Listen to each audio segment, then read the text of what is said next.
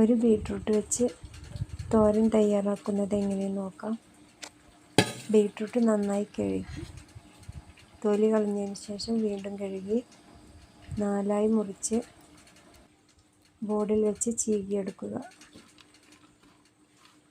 അതിനുശേഷം പാൻ അടുപ്പത്ത് വെച്ച് എണ്ണ ഒഴിച്ച് കടുക് പൊട്ടിച്ചതിന് ശേഷം പച്ചമുളക്, കറിവേപ്പില, ചെറിയ ജീരകം എന്നിവ ചേർത്ത് ചീകി വെച്ച ബീട്രൂട്ട് അതിലേക്ക് ഇട്ട് ചെറിയ തീയിൽ മൂടി വയ്ക്കുക.